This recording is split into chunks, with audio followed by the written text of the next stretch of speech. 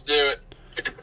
Hello, everybody. My name's Garrett Sims. Welcome back to the podcast. It's Friday. I hope everybody had a great Friday. Looking forward to the weekend. I got Cade with me. He's making up for yesterday. So, what's going on, Cade? Oh, nothing, Just got done working, got back into town, all showered up, getting ready to go out for the night. you go? Where's Cade going for the night? I'm going to Dawson's house. And I don't know after that. Well, that's a good thing. That's right. What are you doing tonight? You in Springfield? Yeah, I'm in Springfield, dude. Ava went home for the weekend, so I'm in my dorm right now by myself, and I could probably, I don't know, I probably should be throwing a wild rager right now, but you're not. But I'm not. I don't know. I just found out there's a pool table in my dorm, and I was trying to figure out. I was like, why didn't I know this ahead of time? Because I love playing pool. Yeah. You and Ava live together? We live in the same dorm. She just lives on the other side, and we're planning on getting an apartment next year, or something along those lines. Stop it. Nah, dude, nah. Get a room. Dude, Get a room. I told you guys a long time ago. I said if we get an apartment, the beefers are allowed down there anytime, as long as Right. Yeah, I mean, right. allowed down there anytime, dude. But we're all just living the dream right now. Hey, that's right. Work 13-hour days. So why not us? Money ain't gonna make itself, G-Money. No, it's not. Oh, I feel you. The one day when I was back for winter break, dude, I spent 6 or 8 hours of a day just shoveling dirt into it. I told you about that, didn't I? Yeah. Just a regular shovel had to and this was probably about 1,000. I think my dad said it was 500 to 1,000 anywhere in between there of cubic yards of dirt. Really? Fuck that. Yeah. It took me 2 days to finish. It was terrible. I'd be pissed if I had to go into work and do that. Yeah, but you know what though? For what I got paid, I'm perfectly fine with it. It was definitely worth it. Yeah. But yeah. Still shoveling dirt. That sucks. No cap. Yeah, I texted you yesterday about that video, or was it yesterday I texted you? No, I think it was 2 days ago. It was 2 days ago? Wednesday night. I don't know. I haven't texted Nick. I don't think Xavier would care, but I know there's very probably R-rated content that I don't know if in fact it blew up. I don't know if Nick would care too much if I uploaded it without his consent. I know you probably don't care, but I know. But if you're only posting that video, screw Nick. Just post it. Because what I was talking to my roommate out of grins and stuff like that, shits and grins, and I was like, dude, I thought about it this way. I was like, I'm trying to get on a schedule. Monday, Tuesday, regular podcast. Wednesday, I'll do Garrett reacts. I'll just watch some funny stuff, or it'll be some stupid video that I'll do, and then that was going to be my first one, and then I might start posting BYFL stuff and stuff like that on Wednesdays, and then Thursday would obviously be with you, and then Friday would be a normal one, or whenever I can get Xavier in, because I know he talked about doing it. Yeah, I know.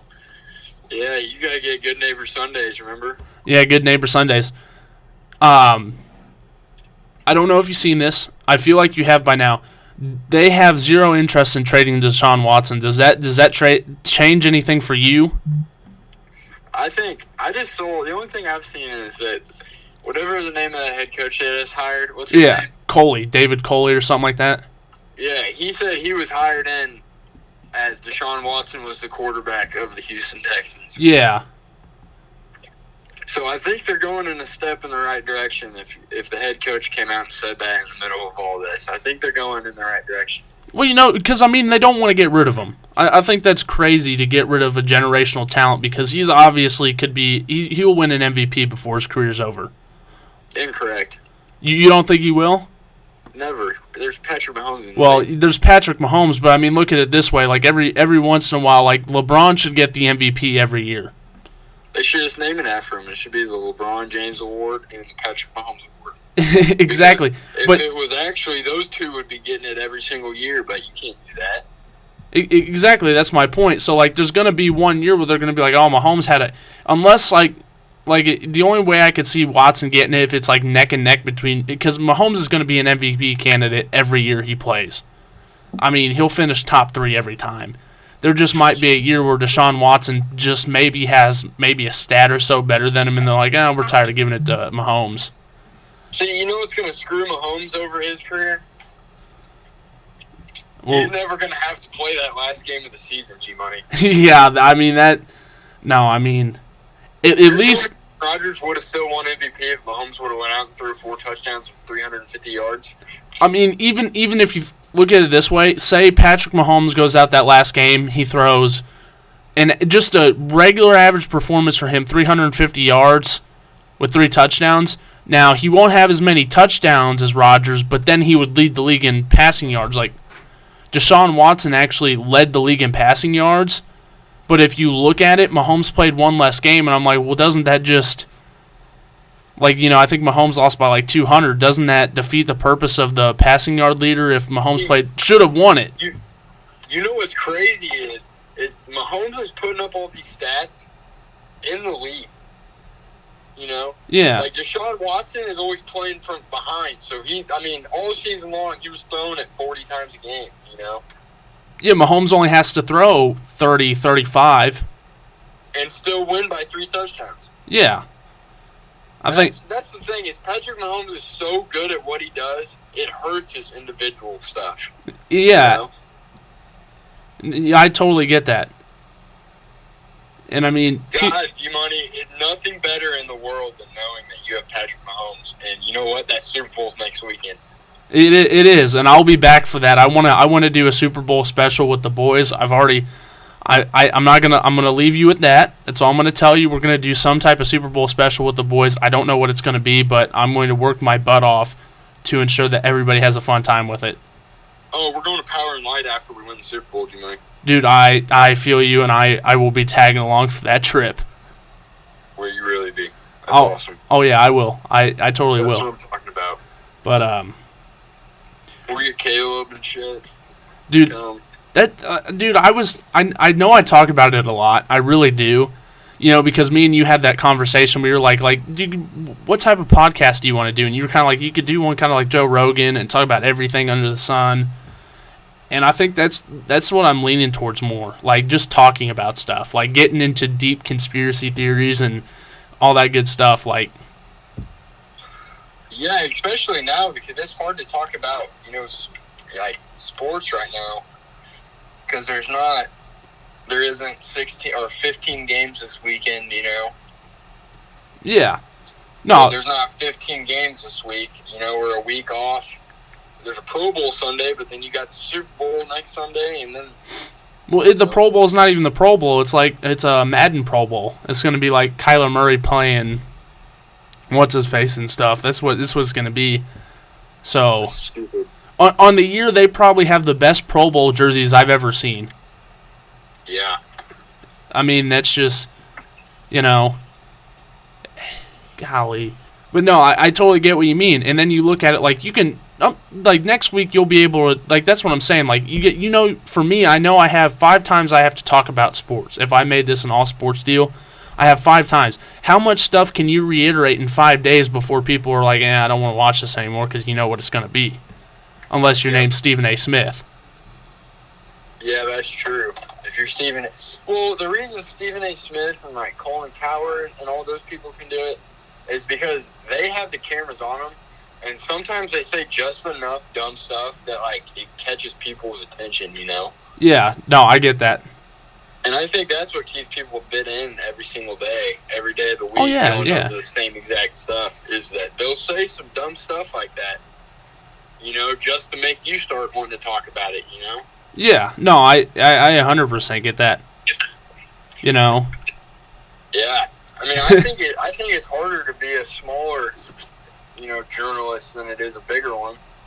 Yeah, no, there's no doubt about that. Like, actually, I was looking at statistics. Like, if you looked at Mr. Beast's YouTube channel, it took him from March until May just to hit 60 subscribers of 2012. They did a side-by-side with him and Logan Paul from March to, I think, May, is how long it took the Mr. Beast to reach 60. I think, Garrett, you want to hear? I used to really like Mr. Beast, but I don't know anymore. Listen, this is what I was talking about yesterday. I said, look at David Dobrik and look at Mr. Beast. And then I said, look at Danny Duncan. Those two versus Danny Duncan, and I think Danny Duncan, like, he doesn't do it for publicity. Like, he doesn't give away money for publicity. He does it because he's genuinely, I think, a good person. No, you know the messed up part about Mr. Beast is when he's giving away this money, he's using it as tax write-offs. So he doesn't have to pay as much taxes at the end of the year because he's dishing out all this money and putting it down as tax write-offs. See, I had no clue about that. Yeah, dude, that's so messed up. If I gotta work my 15-hour job and a freaking sixth of my paycheck comes out, and he's a freaking billionaire and he's not paying taxes, that pisses me off, Julian.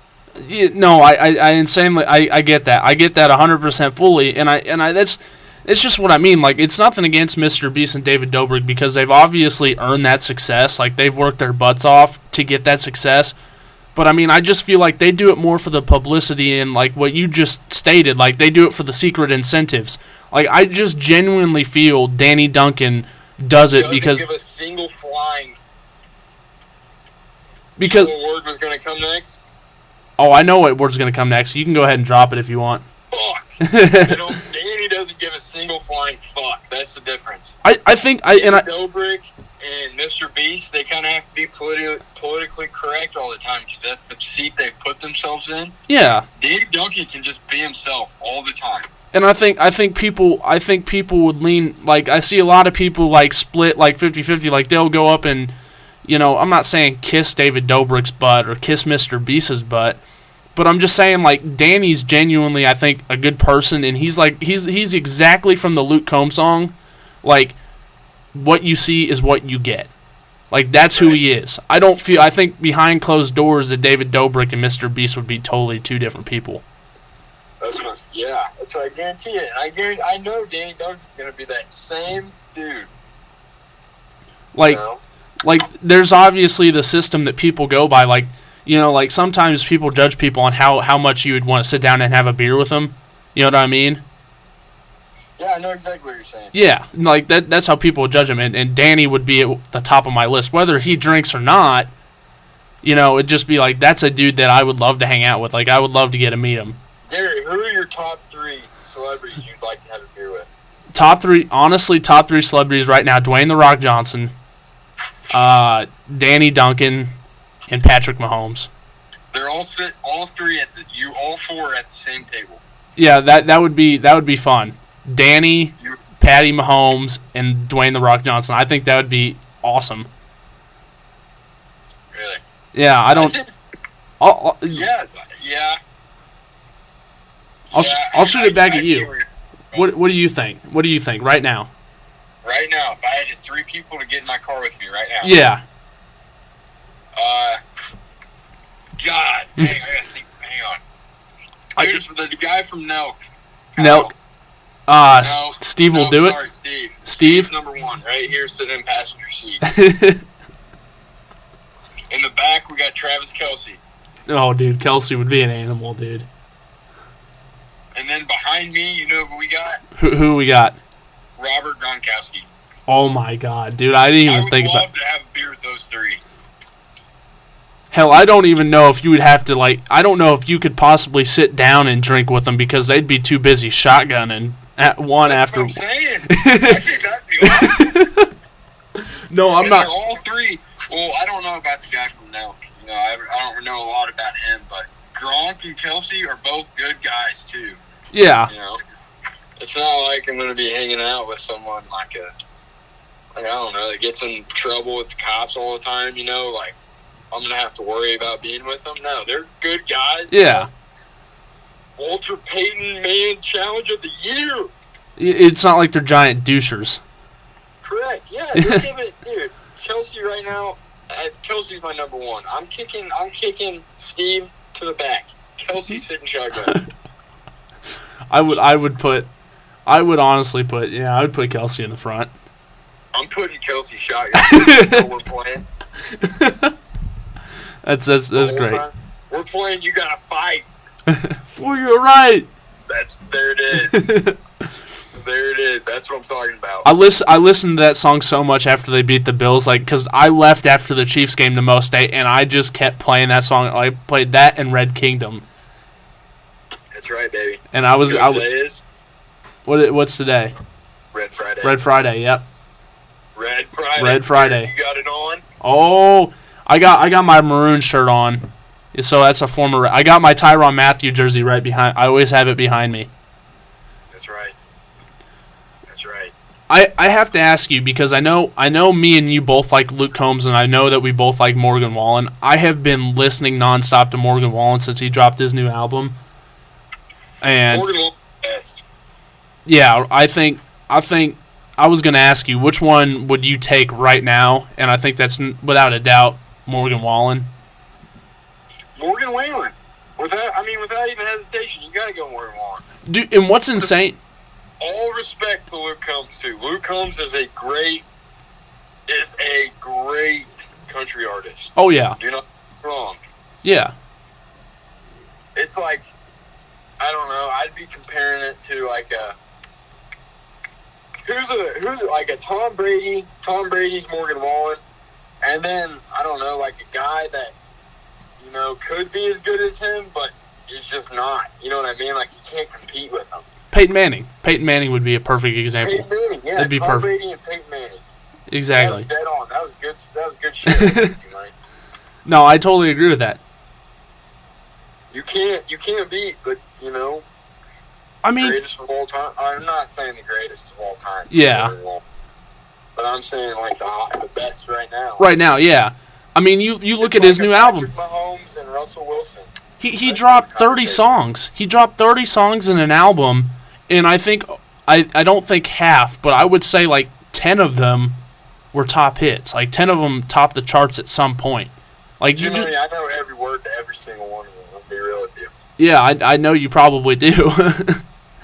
Every single one of them, but I'm already learning them on guitar too. Yeah, I mean, and you look at it this way too. Like, I don't know what you listen to. I listen to Apple Music, so I can just look up Morgan Wallen, and it will play all of his best songs or all of his songs in general. And like, there is not a song that comes up that skip. There's not a song that you want to skip. No. Like they're all like you can all listen to them, and you're like, I know this song exactly. Like I've listened to this 20 times before. It just proves to show you what a very talented country. I mean, he is right now. He is in the spotlight, and I think there's not anybody that comes close. I was watching a YouTube video about him that he released after he dropped that double album. Because there's 30 songs on that. Yeah. It's insane. And he said that album right there has taken him the last 2 years to write, and he's got 100 songs written, but he only picked 30 to put in the album. I mean, it's hard. It's hard-working musicians like that you can just root for. Like, to have to, and so you're saying that there's 100 songs. He picks 30. There's 70 songs that are left. That like, which one's going to be the next banger? Because they'll probably all be very good songs. But see, but that's the thing is songwriters when they write their songs. Like I was watching a Luke Combs and Stone Cold Steve Austin. You know that Austin Ranch thing where Stone Cold takes him out there, goes mudding and everything, and then plays darts and drinks beer with them. Yeah.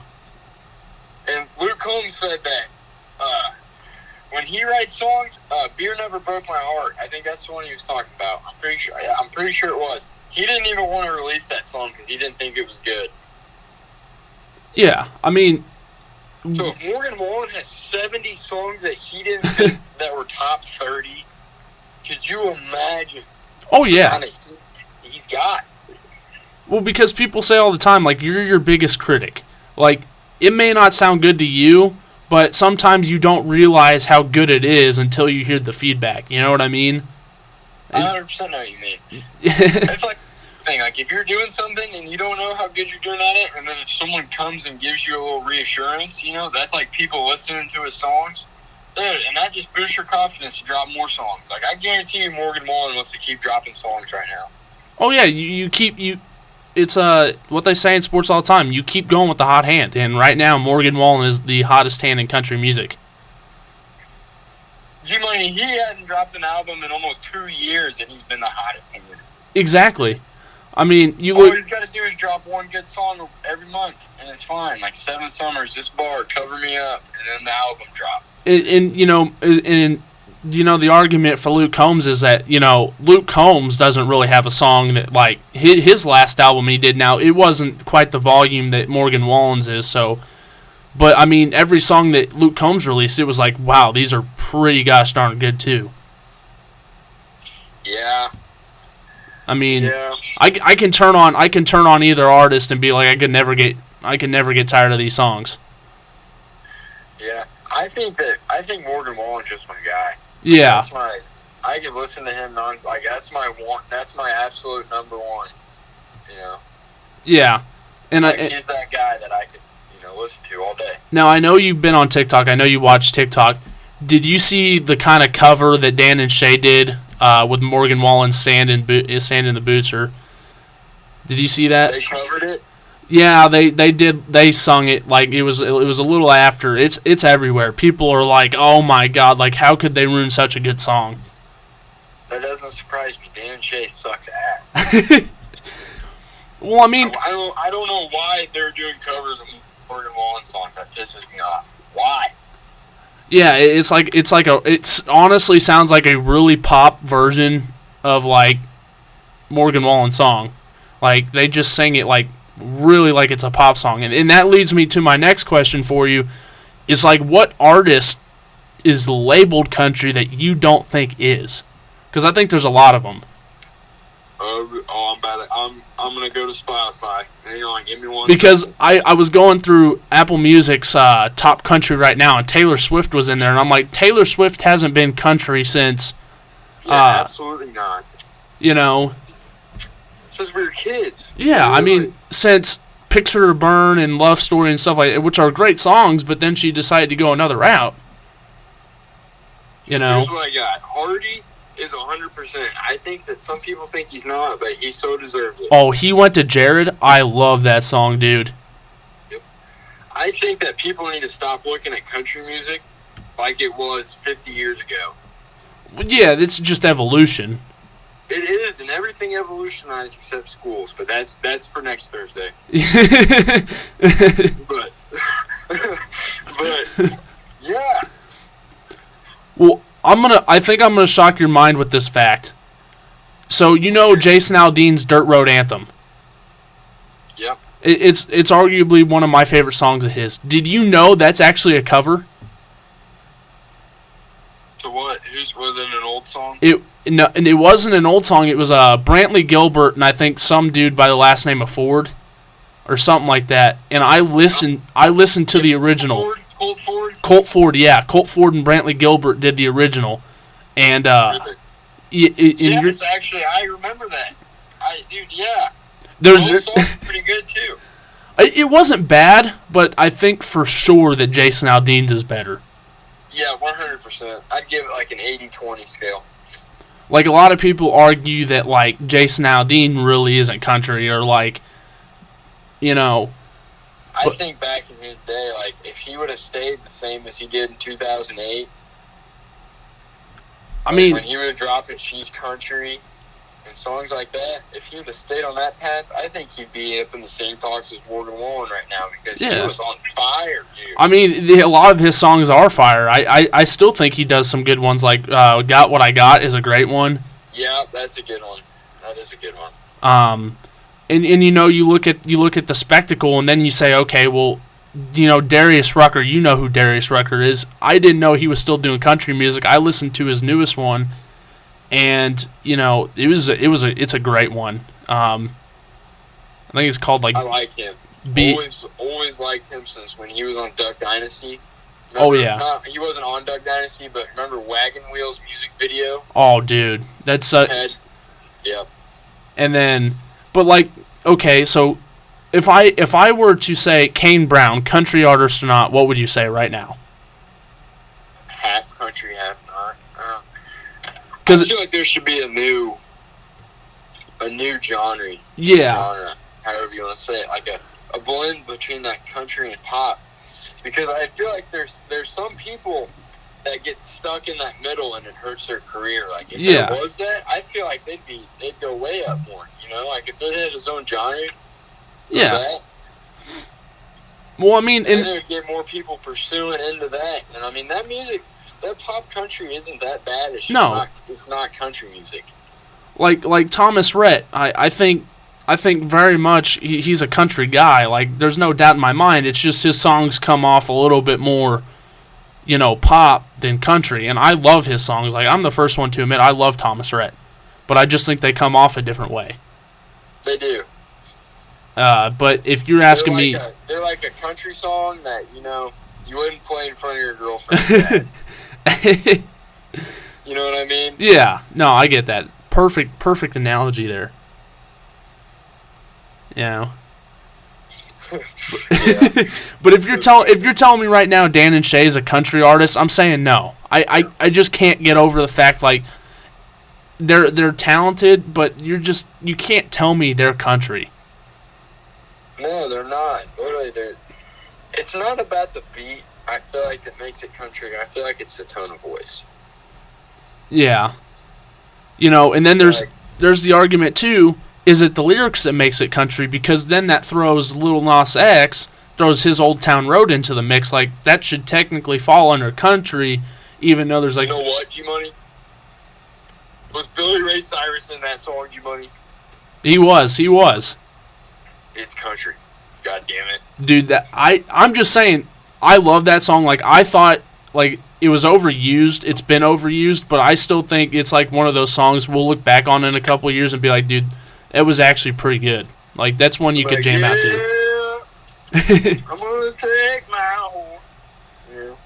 Yeah, I mean, Billy Ray, I think the song was good before, but I think Billy Ray made it 20 times better. Yeah, he did. People didn't even want to listen to the old one when Billy Ray dropped his.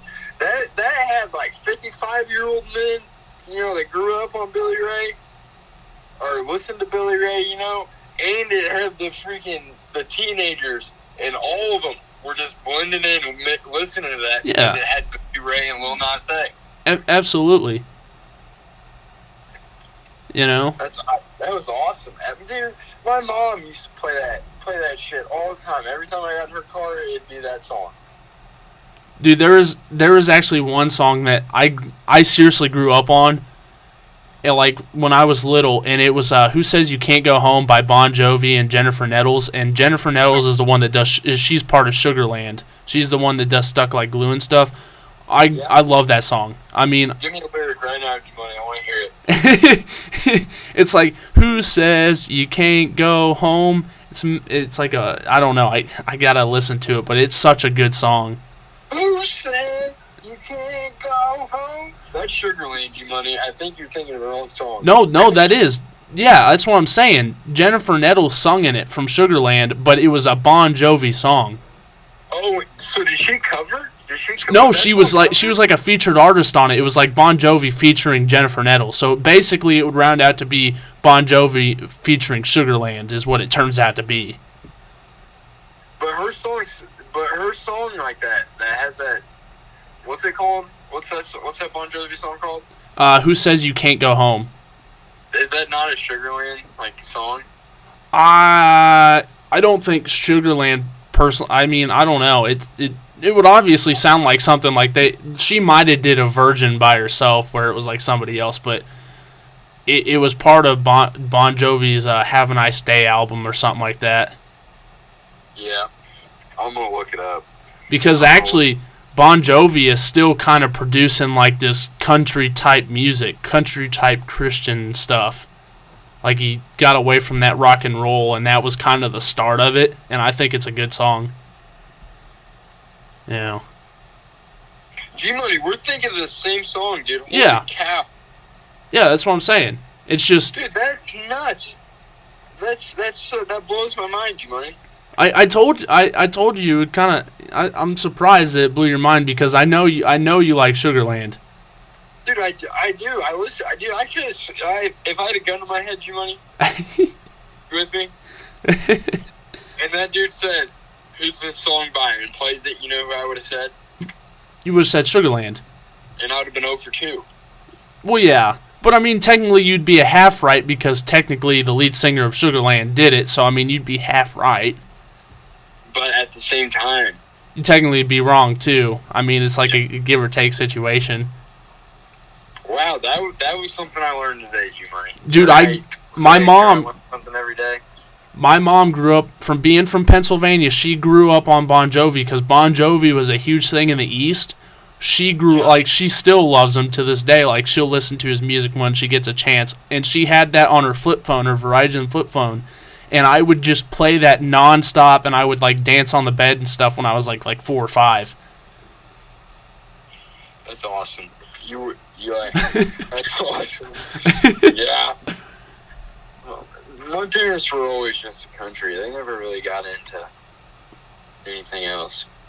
Oh, man. I grew up on straight country. Oh, I'll raise my kids to listen to Toby Keith. I'll raise up my glasses.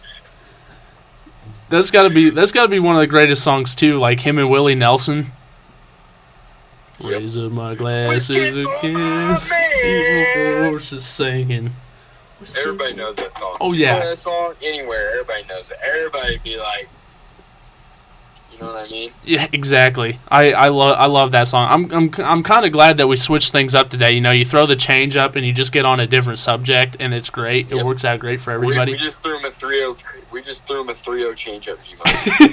Everybody's like, nobody saw it coming. Ain't not one person in the stands. Not the pitching coach. Just the pitcher and the catcher are the only two. And that is me and you, G-Money. Dude, speaking about baseball, okay, I don't want to get off track here, but Nolan Arenado is supposedly supposed to go to the Cardinals. That's awesome. Sure. I mean, you know, and I talked about this. I just said how appealing is baseball to watch, knowing like the Padres make a bunch of money moves, which is great for them, but like it's going to be between the Dodgers and the Padres for the World Series, and probably be between maybe the Blue Jays, the Astros, and who's the other team that's like trying to build right now that's building a super team? The White Sox. It's the White Sox. Like the White Sox have the super team. Oh, they do. Trevor Bauer signs with the White Sox.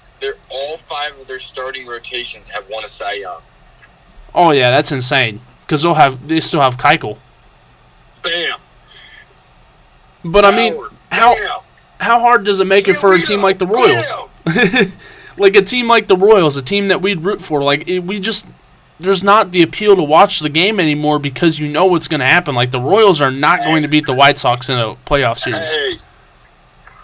Hey, I'm calling it right now. I told Jackson this 2 weeks into when I started working at Bedrock. I told him, I said, hey, the Royals are going to be back this year. Well, the Royals are going to be back this year. I think they're going to be better. For that wild card spot, baby. I think they'll go for the wild card spot. I just don't know if they can.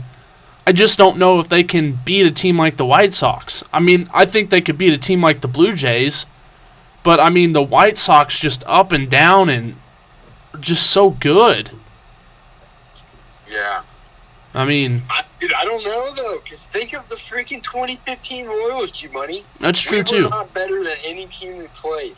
I mean, look at last year's Tampa Bay Rays. Like, they weren't better than any team they weren't better than the last, they weren't better than anyone in the playoffs. Like, they were definitely a worse overall team, They were just hot and playing together. And exactly. that's all it takes in baseball right there. Yeah. And I mean, you sit there and you look at the Padres and you're like, there was a time Chris Paddock was their number 1 pitcher. Now he's number 5. Like, is that not insane to think about? It is, but the difference in baseball and other sports is, you don't have to be that better team to win. No, you don't. You remember our junior year when P. Hill beat the absolute shit out of us? Oh, yeah, twice. On that shitty day. Twice. And then the districts came around, we put it on them.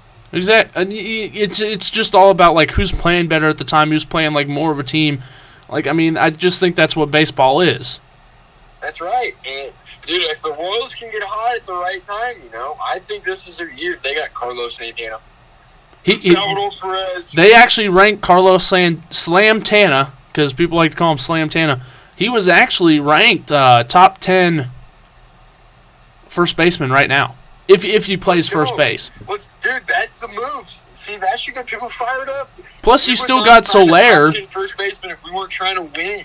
Like, everybody forgets that we have Soler, and Soler actually put up a really good performance. Very good. MVP numbers, honestly. Salvi got best catcher of the year. Now, whether or not you should really agree with that or not, I don't know. But, I mean, Salvi we is... signed every one of our starting pitchers back. Bam! All of them right there. And they got Mike Minor, and they brought in Irving Santana. The back. They got Greg Holland. They actually signed Wade Davis back to minor. I'm fired up about it. I mean, I'm fired up too because I think there's a potential where they could push. Like, I think there's a very good chance they end up like the 2014, 2015. I don't know so much about 2015, but I think they could make a run. Like, Dayton Moore, the GM, said, listen, Salvi, we're going to extend you. We want you around 2021 because he said, like, we might have a chance then. Like, looking at our prospects and draft picks, and, like, we might lose a couple years after 2016, after we lost Cade and all them. But he said, like, we can turn stuff around pretty quickly as well. You know what? You know who also we got back?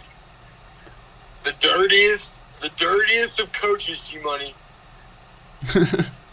The old first base coach. Rusty Coons, baby. Rusty Coons. However you would like to pronounce it. We'll say that.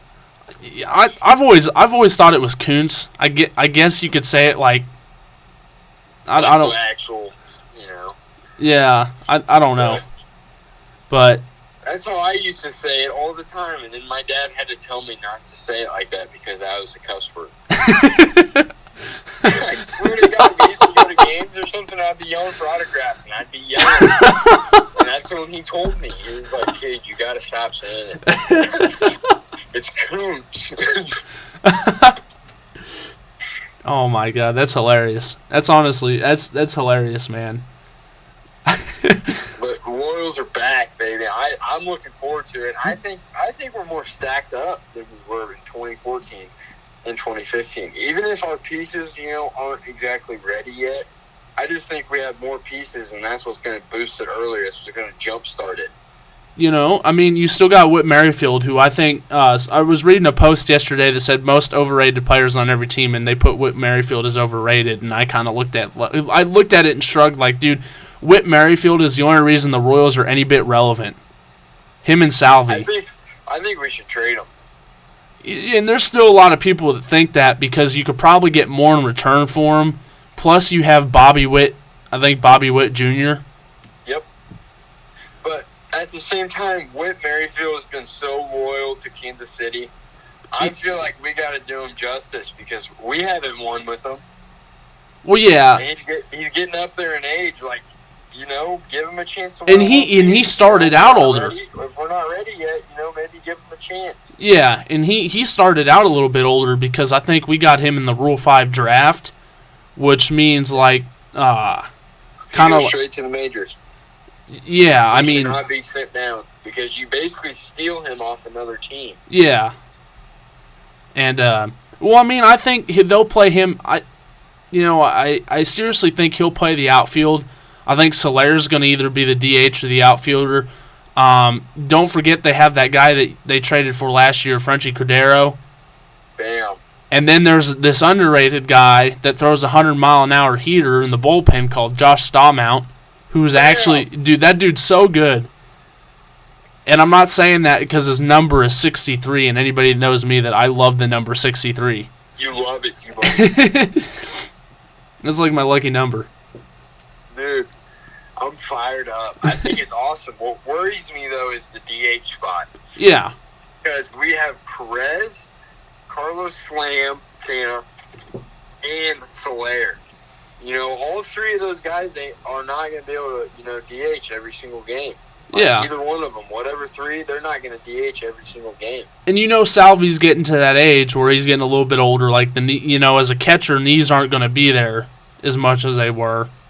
And then that forces Santana to play more first base. And he's not the best fielder. He's more of a hitter. Yeah, he's definitely more of a hitter.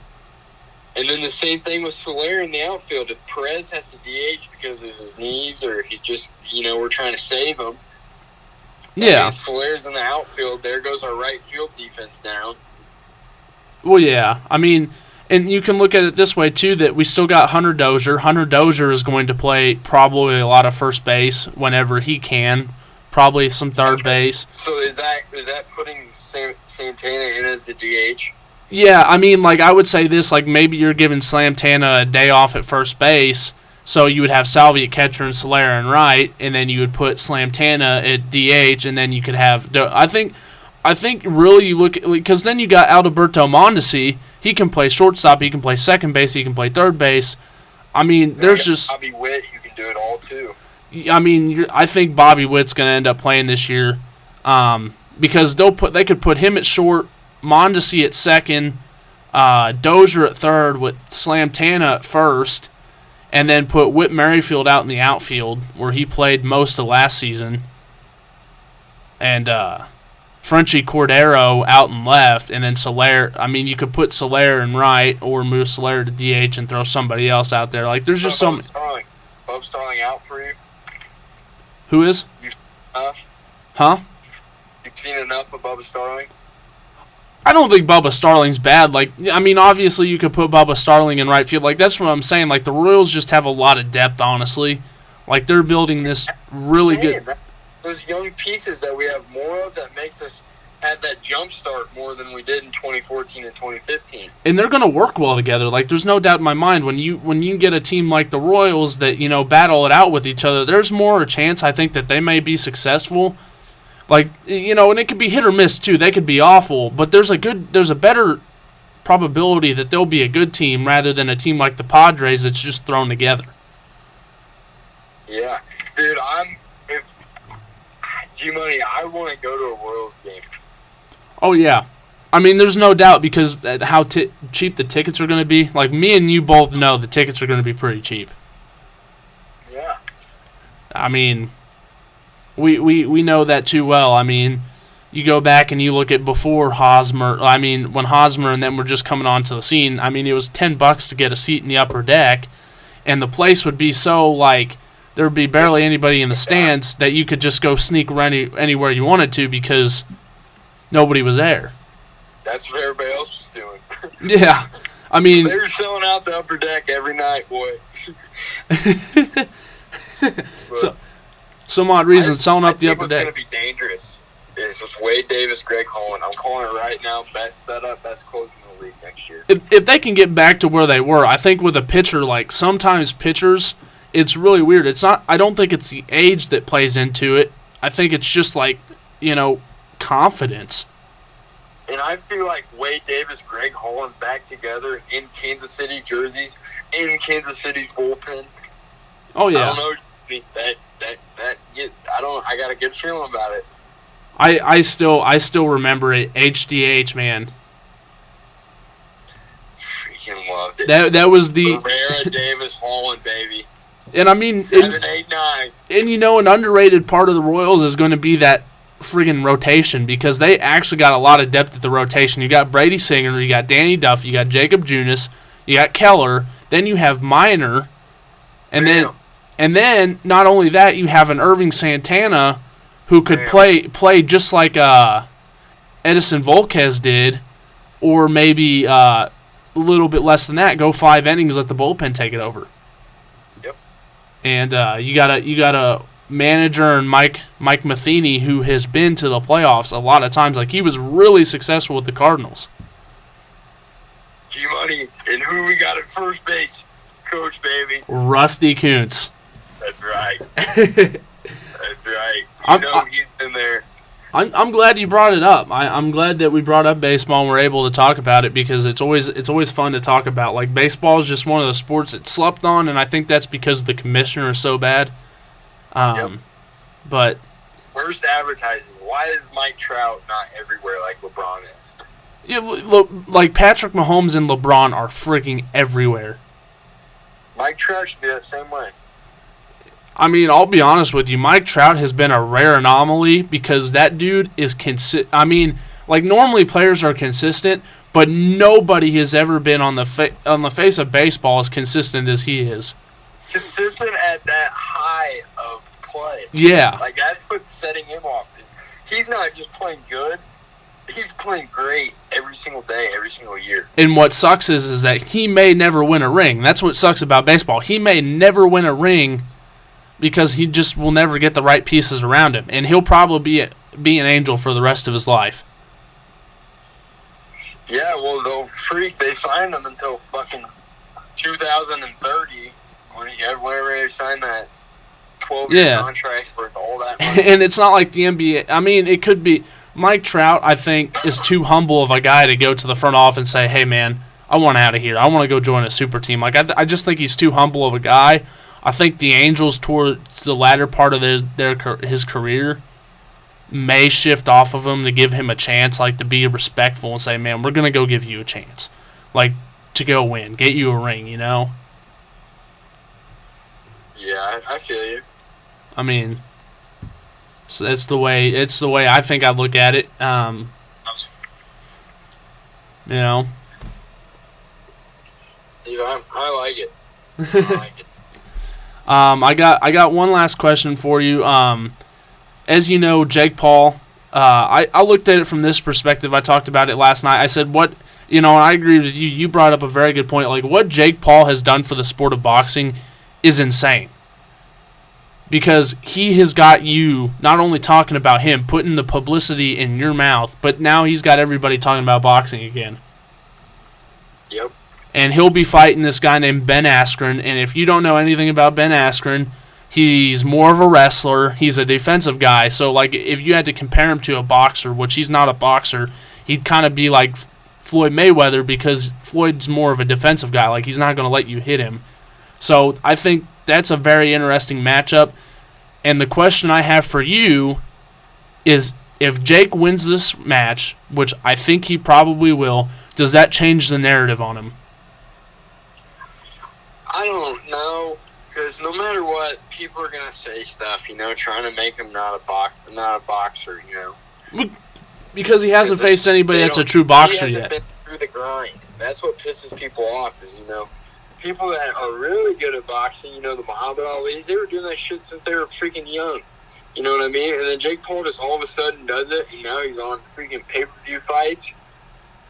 Well, yeah, and that has partially to do with his early success with TV shows and YouTube and stuff like that. But, my thing is, and I've already said it, I might give him a little bit more respect if he can beat a Ben Askren who's a UFC fighter. But, I mean, how much credit can you give a man that fought a YouTuber, then he fought a former basketball player, and now he's fighting a UFC guy? Like, you got to give him a little bit of credit if he wins this match. But until he beats a boxer, a true boxer, or somebody like McGregor, and I don't think he'll ever get to face McGregor. I just don't think that's plausible. Just not. I don't know. McGregor's a whole different story right now. But until he beats a boxer, I don't think I'm ever gonna really give him the respect he deserves. But the more people he beats, obviously, he's gonna get more respect with that. I think it's more the fact that Jake Paul has so much success right now that, like, the people that are good in boxing now, like, they had to go through that grind, and they didn't have it on TV, and they weren't posting about it. Yeah. But, like, Jake Paul, like, everybody's seeing Jake Paul go through it, like, right now, like, slowly progressing up. He's invested a lot of money into himself. Yeah. I think that's awesome. I think you should always invest in yourself. I said it yesterday, and I just want to know what you think about this. Dana White came out and said, because Dana White does not like Jake Paul, because Jake Paul keeps calling out, these UFC fighters, and I think Dana is kind of like a dad to all his fighters, like he loves them all. So when somebody from an outside source comes and picks on him, Dana's like, dude, that's not cool. Dana put out the idea of Jake Paul stepping into the octagon versus Amanda Nunes, the most feared woman fighter that I think anybody's ever seen. Like, that, I would not step into a ring with that woman. An octagon fight between Jake Paul and Amanda Nunes, and I said I would pay over $100 to see that, just because I think she would. I'd pay a paycheck, dude. I put a paycheck on it to watch this bitch beat his ass. Dude, I would pay a good amount of money not only to watch it, but then to put money on Amanda Nunes that she would knock him out in a round. I'd win it back. I'd win the $500 or the $700 pay-per-view right there. Oh man, I thank you so much for joining me, Cade. I hope you have a fun night. Hopefully this didn't take too long for you. I always appreciate it. I will. I'll see you next Thursday, and I'll see. I'm still mustering up some ideas for that Super Bowl special, but you better be ready for it. Oh, I will, buddy. I will, buddy. Thanks for having me on. Oh, no problem, man. I'll see you guys next Thursday. All right, see you, buddy. See you, buddy. That was my good buddy Cade. I am just so honored and thankful anytime that he joins me. I'm thankful anytime my friends join me, because it just reminds me like how much they're there for me and how much I'm there for them. And so that's my critical. We're switching it up. I decided to go with critical thinking. My critical thinking is to whoever wants to listen to this, like, you know, take 5 minutes of your day and reflect upon somebody, maybe a friend, a family member, somebody close to you that means a lot to you. And I want you to look through your phone, and I want you to thank them, and I want you to, like, you know, just be grateful that they're in your life, because, you know, I think sometimes we take that for granted. That's the critical thinking. We're going to roll with that. My name is Garrett Sims. This has been the podcast. I will not see you this weekend, but I will see you Monday, and hopefully